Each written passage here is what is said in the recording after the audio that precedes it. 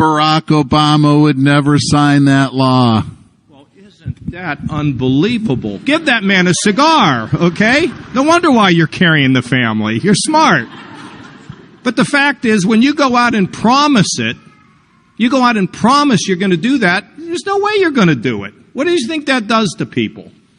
That's sort of like, I'll pick you up at 9, never show up. Call you the next day, I'll pick you up at 9, never show up. At some point, people say, I don't believe you, I don't trust you, and by the way, don't call me again. That's where a lot of the Republican base is, but they don't understand that they've been fed a bill of goods, and so they're bitter, so what do? They elect more people who make these crazy promises. You know, the circus is here today. They're getting more good stuff today than they've had out of me in a long time. That's what happens when I get rest, folks. Where's the circus? Did they leave? Oh, there he is. It's the circus right here.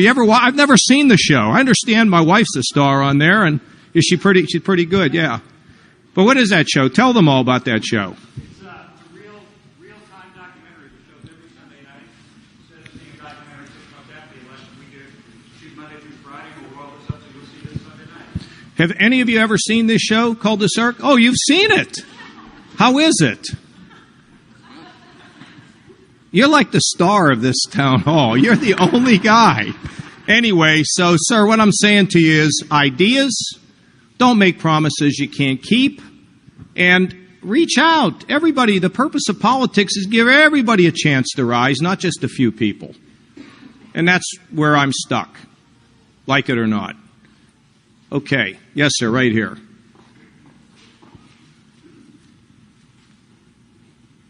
I'm a polio survivor, and I want to thank you for supporting Medicaid expansion. I do have a question about the Trans-Pacific Partnership. From what I've heard, it would increase wealth inequality, take some manufacturing jobs, and some American sovereignty. Could you comment on that, please? Well, I'm glad. I mean, people say, was that a hard decision to expand Medicaid? No, it was a piece of cake. If I got a chance to help the mentally ill, the drug addicted, the working poor to get up on their feet, why would I say no? I don't know if any of you saw 60 Minutes last night about what is it called, the health wagon? Did you see that story? Well, that's what it's come to? We got to drive around and do cupcake sales to help people that don't have any health care? Well, anyway, let's go to your question. Are we going to lose sovereignty because of TPP? No, we're not going to lose any sovereignty. What's the problem with it? I think one of the problems that may get resolved before it's over is what we call currency manipulation, where a country, manipulates their currency. Now, that's always hard to find out. But if we can find it out, then it ought to be a trade violation. Now, let me also say to you, the reason why we need that agreement, these are all these countries in Asia. We need to have allies in Asia that protect us or offer us support against an increasingly aggressive China. Now, we don't need to declare China as an enemy, but we need to understand who they are. Now, let's talk about trade in general. 1 out of every 5 Americans has a job connected to trade. 38 million Americans work in trade. So let's say we decide we're not going to have any more trade. Okay? What happens? Well, what will happen is we don't have any trade, so nothing comes in. The prices of what we have here goes up. So people buy less of it. If they buy less of it, that doesn't mean we need to make any more of it. So what does that do to people who work? It unemploys them. Now, I'm going to tell you another thing that's really interesting, and it's about a thing called innovation. When Tommy and I were kids, do you know why the Japanese cars got into this country? Because our cars weren't very good. Okay, they were not very good. And when the Japanese cars came in, well, all of a sudden, the U.S. automakers said, maybe we better make better cars. Maybe we better compete. So yesterday I'm watching the LPGA and they got the Kia golf tournament. It's unbelievable. But the fact of the matter is that trade, sir, can be good for innovation, and look, America is the most open economy in the world. All we're doing with trade deals is lowering their barriers. Now, you got these guys back here, they don't want to hear all this talk. So what happens if something comes in here and takes a job away. Well, I tell you, the answer to that is we got to be right in front to take that worker and retrain them, because jobs are always changing in this country. You know, we used to make buggy whips many years ago. We don't make buggy whips anymore. Somebody else makes buggy whips. But what we know is that if somebody gets displaced by trade, we got to be there. When I know something's going to close down in my state, for example, we have a company that is going to close a facility over time, and it's because the oil and gas industry has gone south and they're not making as many things. So you know what we're doing? We're up there. We're going to send everybody up there. We're going to train you for something that's real so you can get another job in a changing economy. Now, I would also tell you that when countries take advantage of us, we need to act immediately against them. Because I think we've been arrogant in this country by saying, oh, well, they're cheated, or we'll get to it later. And let me give you an example. I have a friend who ran Weirton Steel. I called him the other day because we were discussing trade. And I reminded him that when he was the CEO of Weirton Steel, they closed down. They went bankrupt. Part of it was because he couldn't get a vote from the retirees to try to straighten out the finances. But you know what he told me? The problem gets to be when you know that somebody's cheating, they know how to cheat and they know how to be smart about cheating, Tommy. So what they do is they cheat in ways, and by the time we accumulate the information, the job is gone. We need an early warning system when we suspect it and see it, and we got to stop these people from sending their products in this country.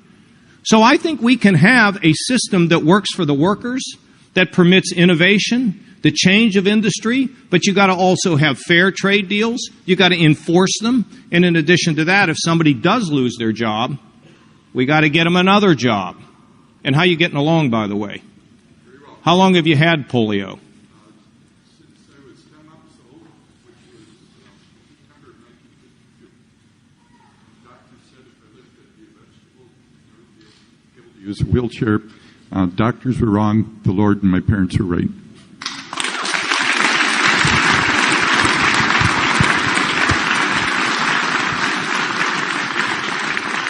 That takes me to one other thing we have to think about here. Remember, I was mentioning that we have to keep our eyes open when we see trouble. But there's another thing that we have to realize. And, you know, the Lord has made us special. You know, I was in Utah and I said this to a young lady. I said, you know, there's never been anybody in the world like you, and there will never be anybody in the world like you again. So you're special. And she started to cry. And I don't know whether she was touched or whether she was frightened. Maybe. My wife pointed it out because I told my wife about it. It was a very special moment. But you know, when we know we're made special, and we know we're made special for a purpose, then it is our job to carry out that purpose. That's, I think, what the Lord wants, isn't it, sir? And so we have to figure out what our purpose is. And the strength of our country is not in, you know, Kasich's here, maybe he'll be president. Okay, great. I'll do my job. I'll get the numbers to keep going up. I'll go to Europe. We'll fix these things. But our education, our poverty programs, programs for the lonely, our seniors who are left alone, those problems, those things get fixed right here in La Crosse. They don't get fixed. You know, what am I going to come in here on some charger and, you know, with a big white hat like McKinnon over there and fix your problems? Who do you think? Where do you think the strength of our? Where's the strength of our country, ma'am? Can you tell me? Where's the spirit of our country? Where does it rest? Among its people, with its people doing their job, all of us together, to make things a little bit better. That's where it rests. Other questions? Yes, sir. Thank you, Alex. And we'll come to you next. Ladies next. I believe it was Meet the Press yesterday, and they were bringing up the fact that they were very surprised that due to the terrorist action over in Europe and stuff like that it did not allow the attention to be drawn on supposedly this interview that Trump had with, I think it was Washington Post or something, and they were going over his responses, and they were saying they couldn't understand why he was, so blatantly just avoiding the questions that were being asked in that interview. And they were wondering why people weren't picking up on the fact that he was just not answering any of their questions at all. And he says, this is something that needs to, grow legs or something. People need to realize that when he's asked a direct question about what would you do about this or what would you do about that or how would you handle this situation, he doesn't have any answers to those specific questions. And I was wondering, I'm an independent, and I came here today because of the fact I just wanted to hear what you had to say about different topics. And what do you feel about the fact? So how am I doing? Well, you're doing pretty good, I think. Okay, good. All right. But let's just move on to the next person here. No, okay. My question. How do I feel about? Look, sir. Here's the situation. Well, I was just wondering what you think about what he's saying about that he just has these flippant answers, but he doesn't go into any detailed explanation as to what he's going to do. Let me ask you a question. Do you think I have time to watch Donald Trump's interviews? I mean, I don't mean that disparagingly, to tell you the truth, but I got like a lot of things I got to do in my life.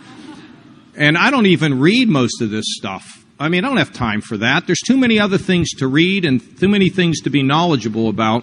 But sir, look, what's happened is keep going back to these guys. These guys are like, they like Trump. Because they feel he's sticking up for him, and they think that he's getting ripped off. I got any truth in what I'm saying, guys? Maybe you don't want to shake your head because the boss is watching, but I can tell you some of them are like, this system is terrible.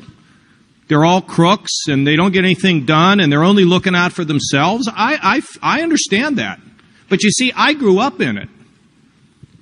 I went to my high school reunion when I was a congressman. I'm like, congressman, right? I walk in. This guy walks up to me. He says to me, Johnny, you're congressman, aren't you? And I said, oh, yeah. He says, well, I voted for you to be one of the most likely to succeed. What happened? You know why? Because so many of the politicians where I grew up went to jail. It was not a badge of honor. It wasn't. And so people are fed up. The problem is, I might be fed up about something, but if I don't have a solution for it, what does it matter? When I was a kid, Tommy, when you went home, where'd you go to school? You went to University of Wisconsin, is that right? This guy, I tell you, everything's about the University of Wisconsin. Anyway, you remember when you went home and you told you were at and maybe you never did this, but I did. You'd sit at the table and you'd start complaining about something about the country or the school or whatever, or your mom or dad would look at you and say, Tommy, if it's so bad, what are you going to do about it? Is that true? We all have arguments with our parents when we went to college. That's the purpose of college, to learn how to argue, right, with your parents. But if you don't have an answer, I learned keep your mouth shut until you can figure it out. So why don't you just come out and endorse me right now, sir? The circus is here. They're filming you. The point I simply was making was that. Well, I mean, come on already. The commentators were simply saying that you mentioned in your opening statements that you have this experience dealing with the military, and they were trying to point out that from Trump's responses, it's as though he had no understanding of military affairs, what it was there for, what its purpose was, and they were so surprised that nobody was taking and calling him out about his lack of direct experience having to do with any sort of military affairs. I've called them all out. They don't put me on. I'm too nice. Anyway, but I hear you, sir. So just make up your mind and go over here, talk to McKinnon. You'll make the circus this weekend and all that. I got to go here, then I'll go here, and then I'm going to go there, and then I have to go. Go ahead, miss. I'm sorry I got to go, but I got to go. I don't know where I'm going, but I'm going. Did you all see me walking down the street? They're like, Governor, you're going the wrong way. I was having a little exercise. Okay, yes. Thank you for being here today. Thank you for your positive campaign. It's been really nice. Thank you.